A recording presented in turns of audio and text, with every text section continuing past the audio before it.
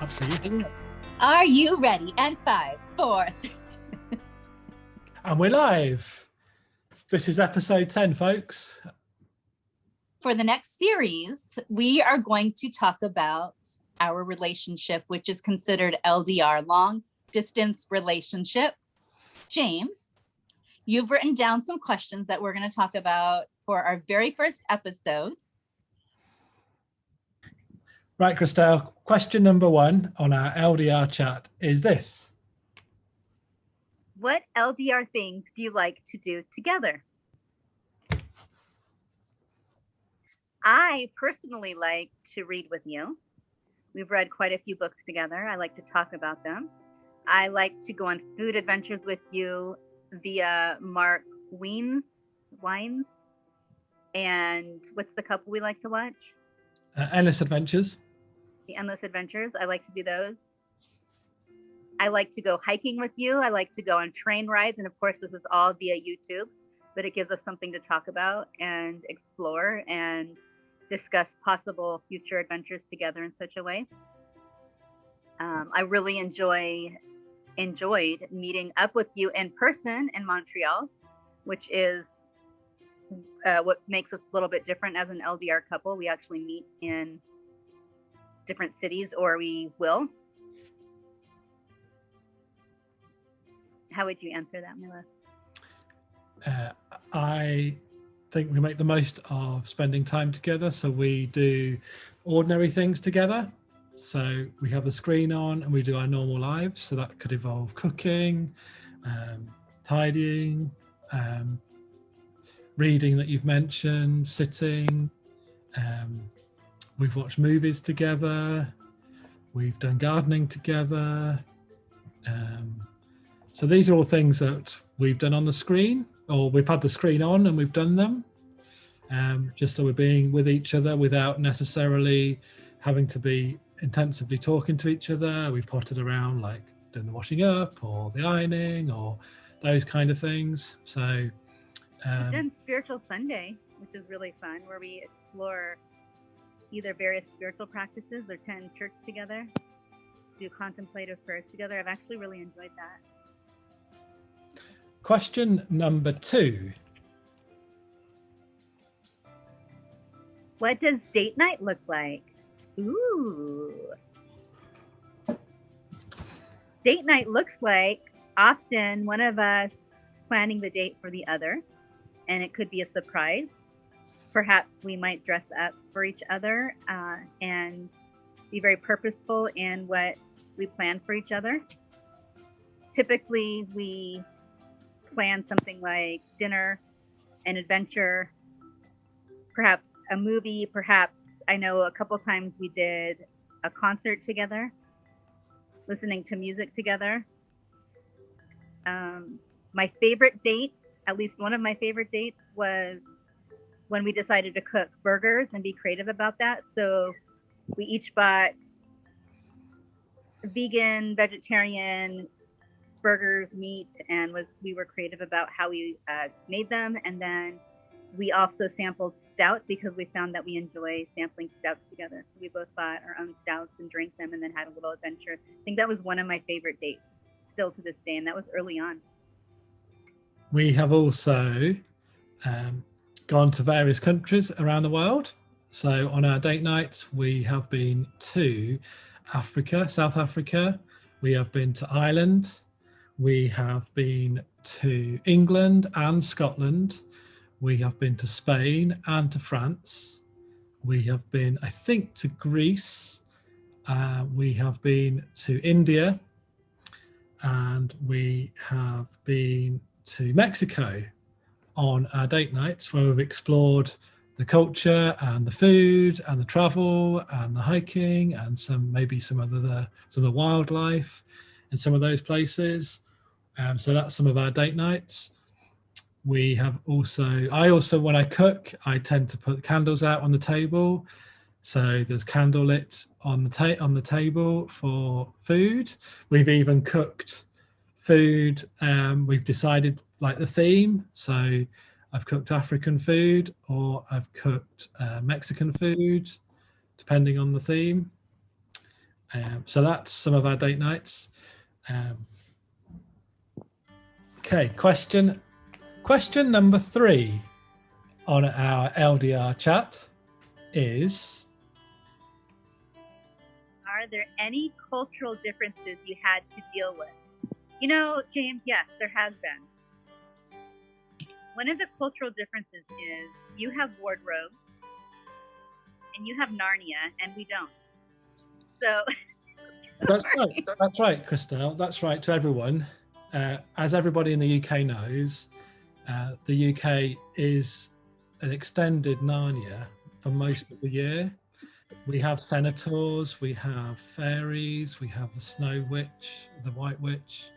We have Mr. Tumnus lurking in the trees in the woods.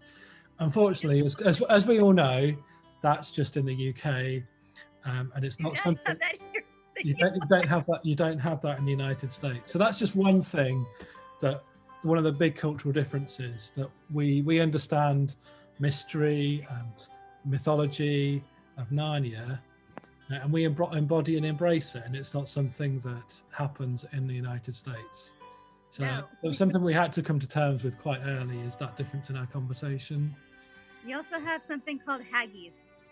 Haggis, yeah. So in Scotland, yeah, that's right. Because in Scotland, I had to explain to Christelle, not only do they have the land of Narnia, but they also have haggis that roam free, and they roam free throughout the year. And January is haggis baiting season, where the haggis are caught, and in celebration of Burns, they're eaten on Burns Night at the end of January. So yeah, there's a variety of cultural differences and things that I had to inform Christelle of.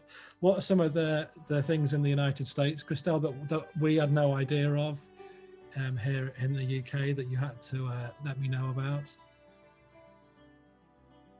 Okay, one of the biggest cultural differences is finding out that though we both speak English, we speak different English. And that's been fun to discover, because sometimes we don't know the words that each of us are speaking, though now that we've been together for this long, I haven't noticed that recently. But early in our relationship, I remember a couple of times where either one, I thought I knew what you were talking about and found out much later that we'd been having a conversation that was not what I thought we were talking about, or we've had to describe certain words to figure out what we're talking about. Mm-hmm. Can you describe that more so I can try to understand what you're saying? Yeah, well, in the 18th and 19th century, in the European, we had the Renaissance. What did you have, Christelle? We had the Renaissance. That's right. Something else that's fun is the way we spell words. Mm-hmm. So an example would be color. We spell it C-O-L-O-R. You're much more romantic about your spelling, C-O-L-O-U-R. Yep. As in also favorite, F-A-V-O-U-R-I-T-E. And of course, we take the U out. So you're much more romantic with how you write words, whereas we just take the romantic letter right on out. I think that's a little bit of a cultural difference. I can't think of specific examples, but I know every once in a while we'll have a conversation where it ends up me saying, wait, do you not have that there? No. Or you saying, you don't have that there? No. You don't have free NHS there? Okay, there's a big yes. No, we do not. Yeah. You don't have 4 weeks paid holiday for full-time staff in jobs? Yeah, there's a big difference. We get 2 weeks off holiday pay. You get 4 weeks. And you don't get sick pay? We might get a few days sick pay, but as we've discussed with the coronavirus, a lot of people have, if they've gotten sick, their holiday pay and their sick pay is gone. They don't get to take a vacation this year. Their entire vacation was being sick with the coronavirus.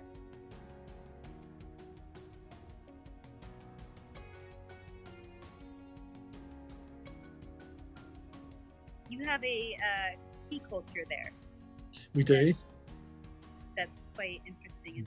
Yeah. So, you have a fast food culture there. We just throw the tea overboard. but you have a fast food culture there. We don't have that. Yeah. yeah, as we've discovered with fast food, even the fast food restaurants that America has taken to the UK is vastly different, as we found. You somehow managed to make it much more healthier than us. I mean, that's been. Question number 4. How do you deal with the time difference? Well, there's currently 8 hours between the United Kingdom, where I am, and San Diego, where Christelle is, although for a very short period of time there's 7 hours because our clocks change at a slightly different time, which can get confusing because you get so used to it being 8 hours, but for a few weeks it's 7. We realize that there's different parts of our days where we see each other and where we don't see each other. So for me, first thing in the morning, I say good morning to Christelle, and really just to check to see she might be awake. Because if I wake up about 8 o'clock, it's midnight her time, she may or may not be awake. So check in, say hello.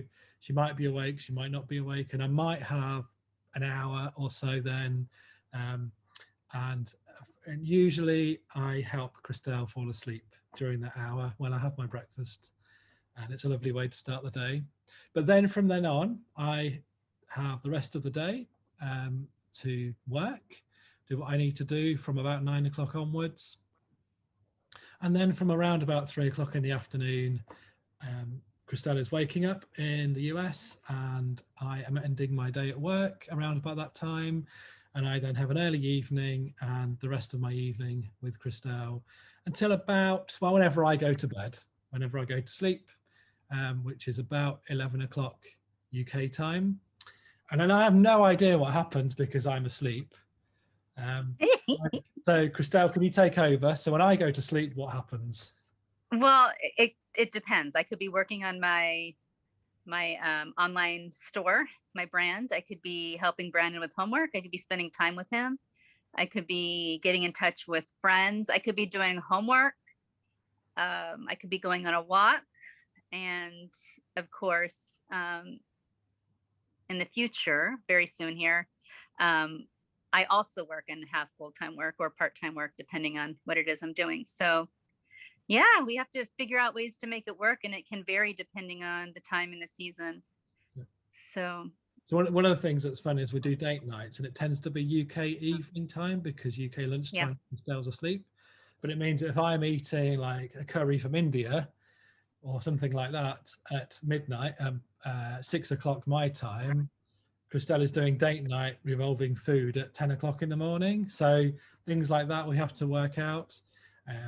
But every day, Christelle's late evening to nighttime is without me, but it's that time that I have. But her morning time to the afternoon is the time that I'm awake and we spend time together. So that's how we deal with the time difference. Let us know in the comments if you're in an LDR, what time differences you have to deal with, whether you're in Sri Lanka and Australia or whether you are Turkey to the United Kingdom. How do you deal with the time difference on an LDR? And in another way, a lot of couples do have time when they're not with each other. They go to work. So there's times where couples aren't together anyway, but we understand that we've either got a 7-hour or an 8-hour difference to work through.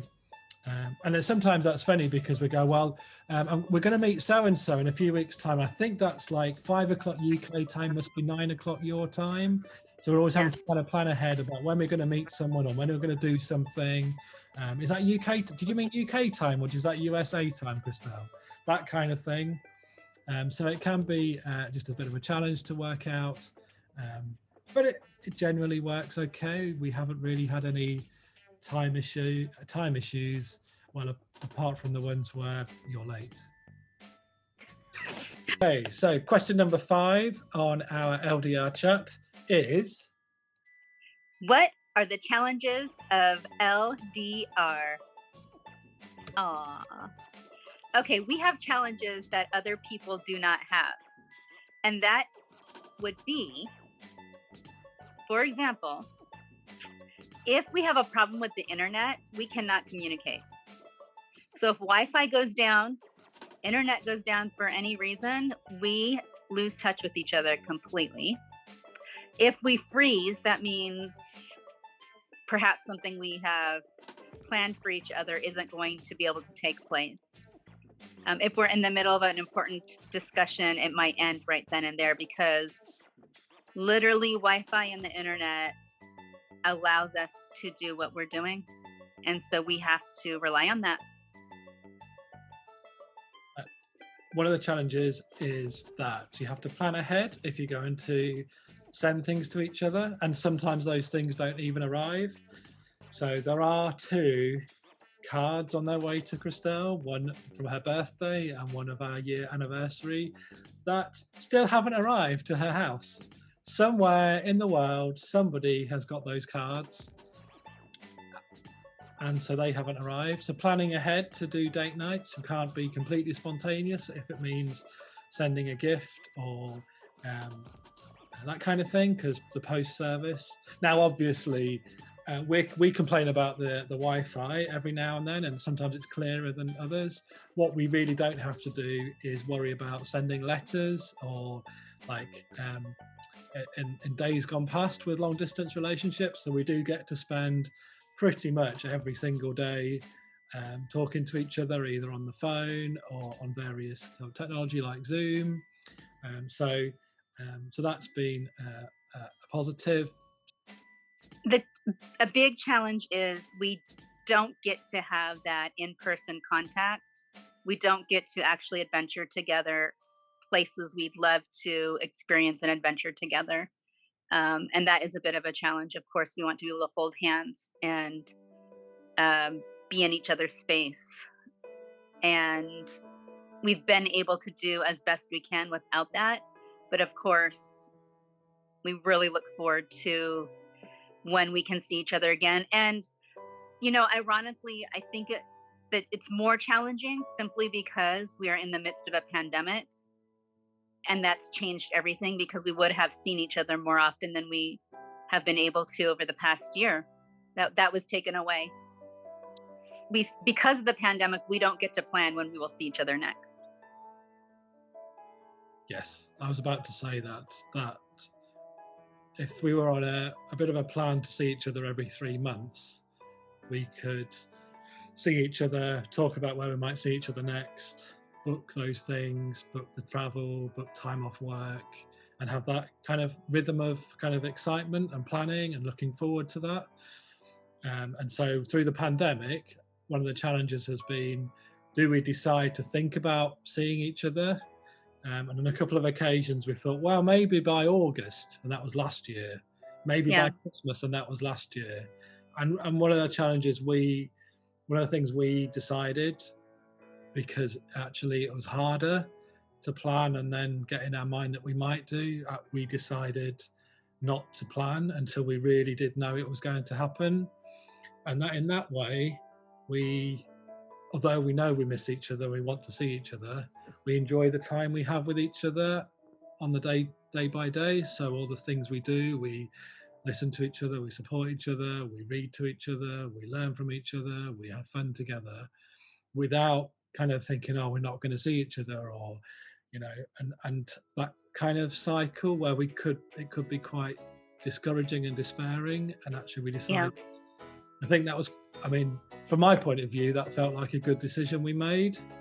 I think so. Yeah, absolutely. I think a challenge could be for us as well as not being able to meet each other's friends and families, but we've been able to, in some ways, the pandemic helped with that, because it became normal to do Zoom meetings, and we've been able to actually meet each other's friends and family. And that's been a beautiful thing, I think. Yeah. You've come to friends' surprise parties on Zoom. Yeah. We've had parties for each other on Zoom. Yep. We've met each other's friends. We've met members of each other's families on Zoom. Yeah. And some of that is to do with LDR, and some of that's to do with the pandemic. Yeah. So. And it helps. I think for me, it really helps. And in general, it helps to get to know someone when you know who they surround themselves with. That's really important, I think, to both of us when we know who we surround ourselves with and those people who are important to us. It speaks volumes about us, I think. So, James, I think that's it for the intro to our LDR relationship and what that means and what it's all about. And I look forward to exploring a little bit more with you and with some other friends in the LDR community.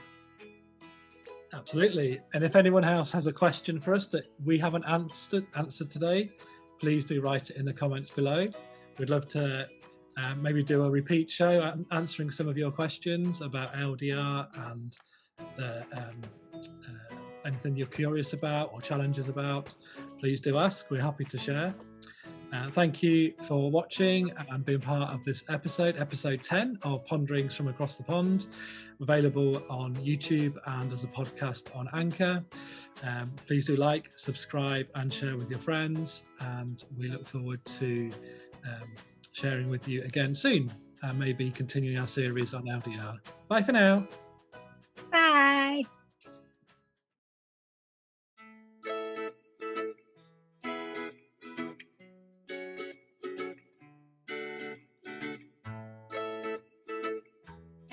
Anything from now on is recorded.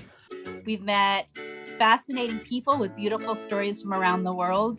And now we're going to bring our story to our fun guests. And okay, I have to, our who? Whoever. And now we get a lot of questions. No, we don't even get a lot of questions. We get some questions.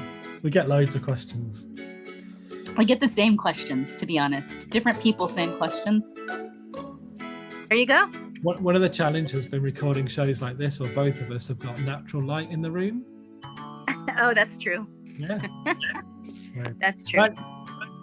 There we go then. So how do we cope with the time difference? We don't. I'm tired. Okay. So far, we're going to scrap the whole thing. All right, go ahead. I don't know. And so what we've done to kind of be creative in that process is you'll read me a book. Actually, only you read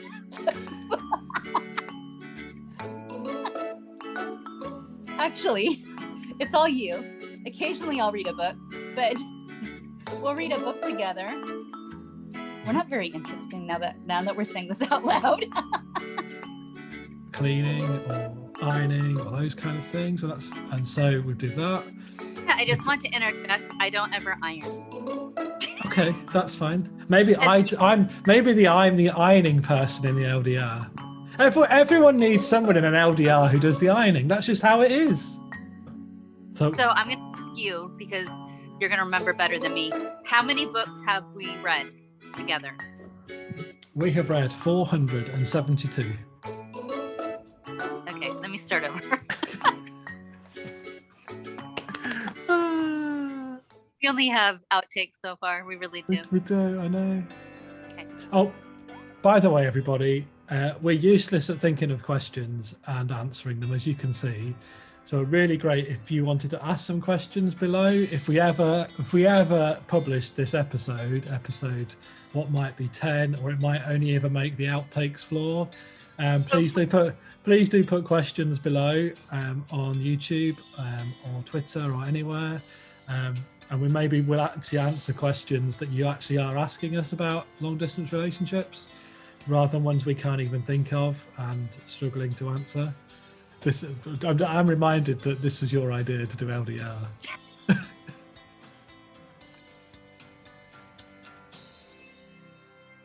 This is your moment, Christelle. To shine. I mean, you know what? It is quite happy and jubilant. I will say that. We're going to want to watch us laugh the whole time.